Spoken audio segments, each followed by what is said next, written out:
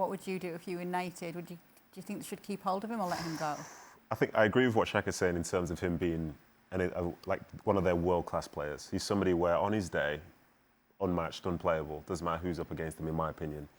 But an issue which I think United will probably have as a bigger picture thing, if it turns out to be true, is Solskjaer going to be able to coast through this whole season if, say, things don't start going well? Because, say, for example, if they have a managerial change and, say, the new manager that comes in has a different perspective in terms of formation, like I think Paul Pogba is probably suited better in a 4-3-3 than a 4-2-3-1.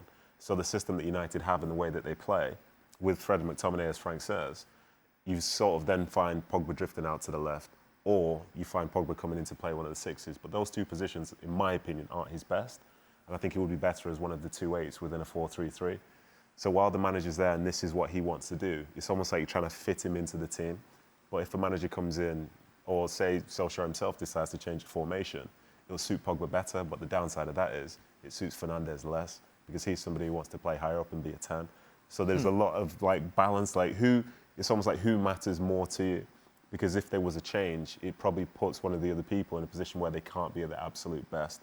And for now, they've gone with Fernandes. And I suppose with that being said, maybe they would think about maybe moving him on. But, you know, for me, I'm of the thinking that if you have somebody on the field who can win you a game and who is by far one of the best on their day, it's a very big statement to just say, well, off you go. Because whoever you bring in, unless it's obviously Ronaldo, whoever you bring in, it's probably not going to be to that same standard. So what is going to happen, Jules, with the whole Paul Pogba at United situation?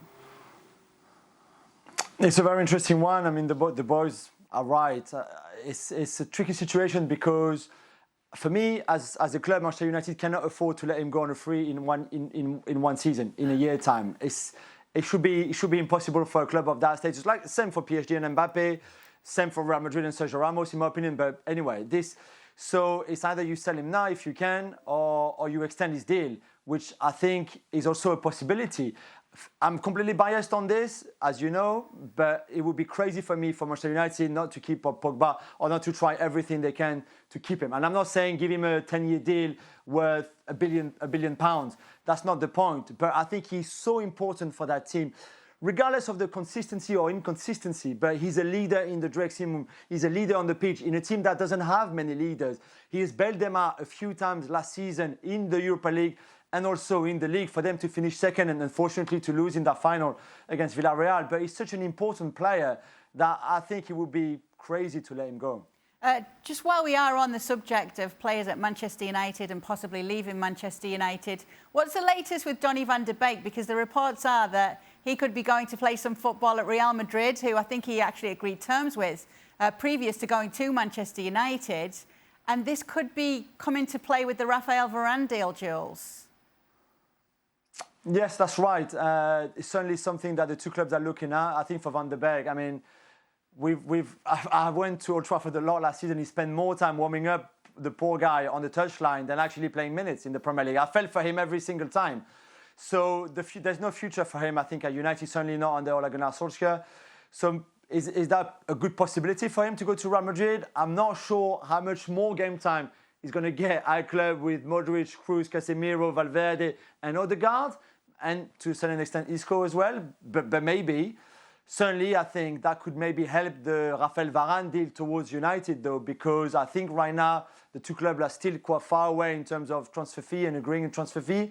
Varane himself is not completely sure yet if he wants to go to United, so there's still a bit of work to be done. But I think if you're United and you can put Van de Beek in the mix and in the balance to make sure that Varane comes to you, I think it's a no-brainer for United's point of view. So it'd be very interesting to follow again this one in the next few days and see who is pushing the hardest with what kind of offer and if Varane is ready to accept. Because for me, he still lays a lot on Varane. If he says to Real Madrid, listen, I really want to go to United, I think they would try to do everything to make that happen at United. Frank had his head in his hands there. No, because it's a real mess, I have to say. That, and there is an advice for any clubs. You know, when you have the money, try to save a little bit of them, you know, because in case we have another pandemic, you know, a pandemic, maybe you will be able to buy some players, because that's getting crazy. When I see that Real Madrid is ready to get somebody on loan who barely played for Manchester United. So it makes no sense for me. Real Madrid should buy a player who has been, you know, absolutely fantastic all season long. That's Real Madrid, normally.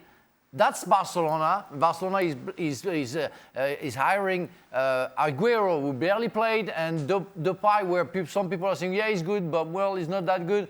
That's where we are living in. That's the world of football we are living in. But they wanted him before all this happened. So would that not make sense then, despite what happened last season?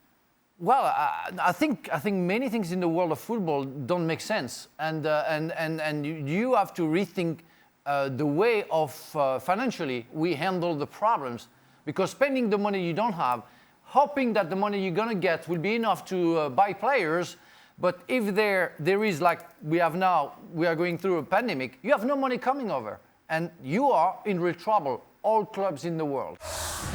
Thanks for watching ESPN on YouTube, and for more sports highlights and analysis, be sure to download the ESPN app, and for premium content plus live streaming, make sure to subscribe to ESPN Player.